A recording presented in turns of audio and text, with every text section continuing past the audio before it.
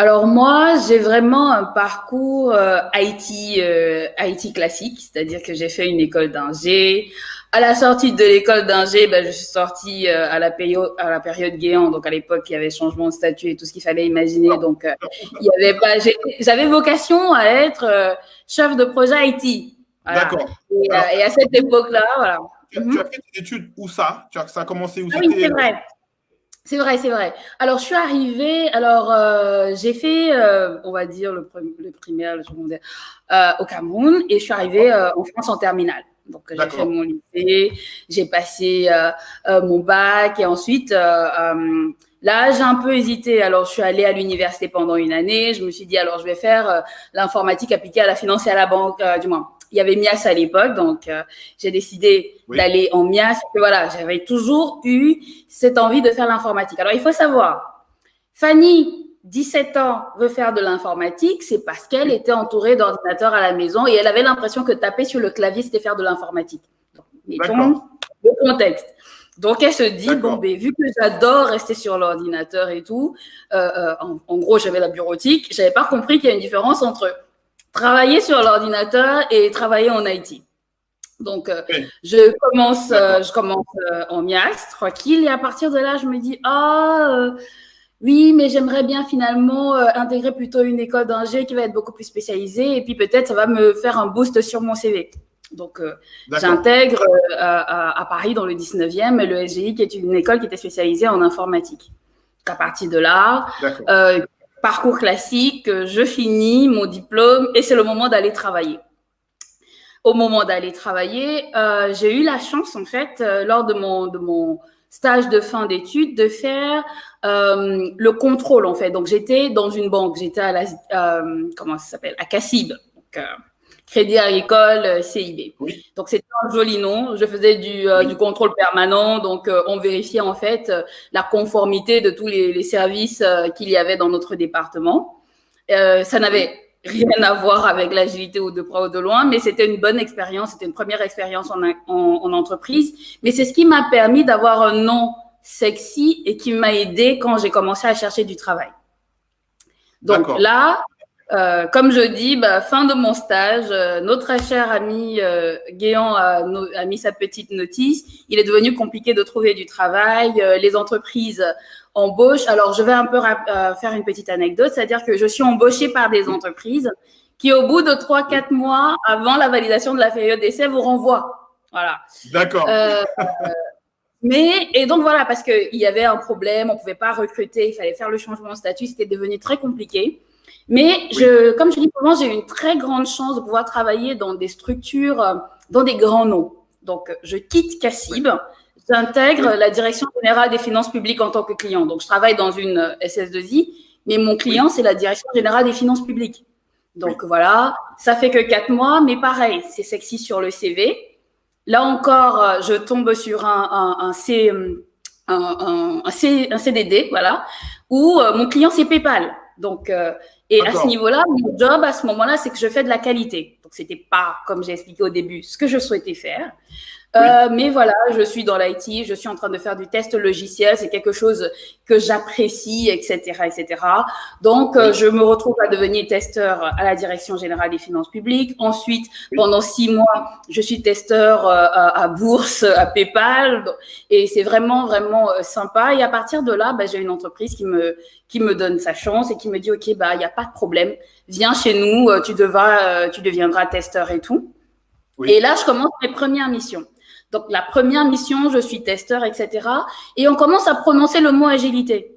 Mais Oui. alors, prononcer le mot agilité, pour eux, ça signifiait juste qu'on avait un tableau avec des cases et des post-it. Voilà, D'accord. c'était Ouais. la définition de l'agilité à ce moment-là. Donc, je comprends que ça existe, mais c'est très loin de mon quotidien. Donc, je Oui. ne m'intéresse pas. Donc, pendant un an. Et ensuite, voilà, le déclic, j'ai une offre, je dois travailler chez Orange dans Oui. le plateau agile d'Orange. Donc, il faut imaginer un département avec plus de 50 à 60 personnes qui sont déjà en train de travailler en full agile. C'est-à-dire qu'il y a 6-7 équipes qui sont déjà constituées d'un Scrum Master, d'un Product Owner et des équipes de développement. Tout est D'accord. déjà fait. Il y a déjà des Scrum of Scrum. Il y a déjà vraiment tout cet environnement de l'agilité-là elle est en place. Ils sont agiles depuis, je crois, quand je rejoins la boîte, ils sont agiles depuis 4 ans à peu près. Donc, ils ont suffisamment roulé leur boss, mais on est encore dans la pente croissante et la découverte. Oui. Et donc, à ce moment-là, j'intègre en tant que développeur, donc membre de team member, QA. Oui. Et je fais maintenant du QA agile. Voilà. Et à partir de là, je kiffe. On discute, on a le droit de donner ses idées. Je touche un peu de product ownership puisque les barrières ne sont pas fixes. Tout est fait pour justement faire des produits de qualité. Et donc, à partir de ce moment, je me dis, ah, mais c'est ça le truc qu'il faut faire. Il faut devenir agiliste. Donc, QA agiliste, ça devient un nouveau titre sur mon CV, mais je suis pas satisfaite. Moi, j'avais toujours rêvé de faire du product ownership, c'est-à-dire de faire du produit.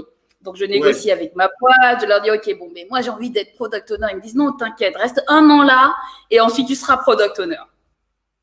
Et là, comme je vous dis toujours, je suis dans cet environnement-là, je me fais embaucher par Accenture. Donc, encore un joli nom sur mon CV qui me met dans un autre, toujours en tant que QA. Ils me disent, t'inquiète pas, etc. Tu vas faire du product ownership, t'inquiète pas. Mais voilà encore une autre chance, c'est-à-dire que je me retrouve à faire du QA agile chez un client qui n'a jamais fait d'agilité. Donc, je dois coacher le client pour qu'il comprenne ce que c'est que l'agilité parce que le prestataire qui développe leur produit travaille en agile.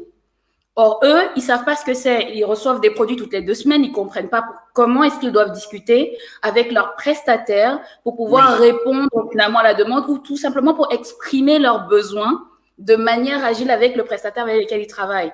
Donc, même si je suis QA, responsable de QA, et j'ai une personne finalement que je mentore dans le rôle de QA, finalement, je suis encore sur la partie business où j'accompagne, j'explique ce que c'est, comment travailler, je mets des méthodes de travail entre le client et nous.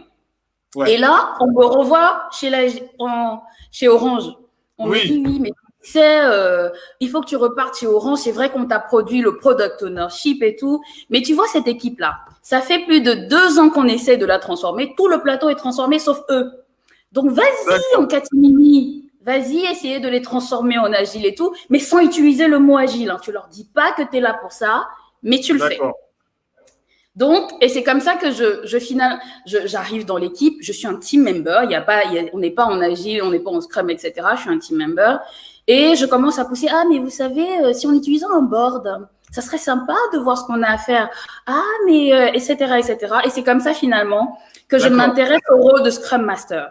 Parce que c'est finalement ce que je fais. Je vends l'agilité, je vends le Scrum, je vends, etc., etc. Et je m'intéresse à ce métier-là. Je me dis, tiens, finalement, j'ai l'impression que enseigner, pousser, challenger et créer l'environnement, c'est ce qui me plaît. Donc, je voudrais être Scrum Master. Donc, je vais voir Accenture. Je leur dis, Accenture, je veux devenir Scrum Master finalement. Oui, mais il n'y a pas de place. Et on a besoin de toi, là. Ils sont en train de prendre le filon, là. Tu restes là. Et je leur dis, en fait, non. En fait, non, je veux pas. Je veux être Scrum Master. Je sais ce que je veux maintenant. Je veux être Scrum Master. Alors, pourquoi je vous raconte cette anecdote? Parce qu'en fait, il faut que vous sachiez que même en IT, devenir Scrum Master ou coach agile est difficile. C'est-à-dire que lorsque je posais mes CV, ça faisait 3 ans d'expérience dans l'agilité. Mais comme je n'avais aucune expérience titrée Scrum Master, on ne vous embauche pas. On ne vous donne pas votre chance. Donc, il y a des personnes qui vont parler de reconversion dans le rôle du Scrum Mastering ou du coaching agile. Ils ont l'impression que comme ils sont en IT, ça va être facile. C'est pas le cas. En fait, ça va être difficile, qu'importe votre parcours, parce que les personnes qui embauchent des Scrum Masters ou des coachs agiles, ils veulent embaucher une expertise. Ils ne veulent pas embaucher quelqu'un qui vient découvrir le métier et apprendre le métier là où il est. Voilà. Donc, contrairement, et aussi, c'est un métier qui n'est pas connu, qui n'est pas formé à l'école. Donc, le management ne sait pas comment vous coacher. Il ne sait pas comment vous expliquer ce que vous avez à faire. Vous devez savoir ce que vous avez à faire et le faire. Donc, ça a été très difficile finalement d'essayer de convaincre des entreprises que voilà, je sais, j'ai bossé là-dedans. C'est vrai que je n'avais pas le rôle, mais j'ai les compétences. Et là, pareil. Mais par contre, c'est à ce moment-là que j'ai commencé, je travaille chez OB maintenant, ils me disent, tiens, on a vu Taniac, etc., on te fait confiance, tu peux y aller. Voilà. Et là, et c'est vraiment encore une autre chance, je travaille maintenant à la Française des Jeux. Je coach plusieurs équipes en tant que Scrum Master à la Française des Jeux. Waouh! Hermès, etc. Je commence mon rôle de Scrum Master, je me prends des baffes, je réussis, j'échoue, j'apprends.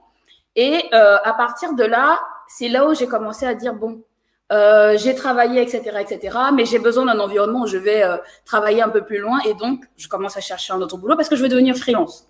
J'ai quelques années, j'ai de la bouteille, je veux devenir freelance. Et là, je vais sur les offres et je trouve sur les offres charlatans, comme je les appelle. Scrum Master Delivery Manager, Scrum Master chef de projet, Scrum Master, beaucoup de choses, sauf le Scrum Mastering dans les tâches. Donc, je commence à dire non, mais non, je suis désolée, les gars, je suis une experte. Ça fait, alors, j'ai bataillé pour y arriver. C'est pas pour revenir en arrière et faire un truc qui n'a rien à voir. Et non, si vous ne faites pas vraiment, non, en fait, l'idée, ce n'était pas si vous ne voulez pas vraiment, vous ne faites pas du Scrum chez vous, non. C'est si vous ne voulez pas vraiment mettre en place de l'agilité. Si vous n'avez pas adhéré au mindset, si vous n'êtes pas prête à avoir cette offre de conseils, je n'entre pas chez vous. C'était plutôt ça. Parce que la majorité des temps, ils ne savaient pas ce que je devais faire. La majorité de mes boss, ils n'avaient pas un cahier du genre, voici comment on va t'évaluer. C'est ça. Bon, Fanny, tu seras le Scrum Master, on te faire confiance, tu nous dis ce que tu vas faire. Et puis voilà. Par contre, le outcome était important. On sait que l'agilité, ça apporte du delivery. Le time to market. On sait que si c'est là, on veut cet objectif-là. Donc, c'est un peu comme ça que finalement, je transitionne en tant que coach, en tant que Scrum Master. Je commence à gérer plus d'équipes. Je ne fais plus que du Scrum. Donc, je transitionne maintenant du Scrum Mastering à du coaching agile. Je gère maintenant plusieurs équipes. Je suis beaucoup plus parfois dans la stratégie d'implémentation de l'agilité dans les équipes ou dans les départements.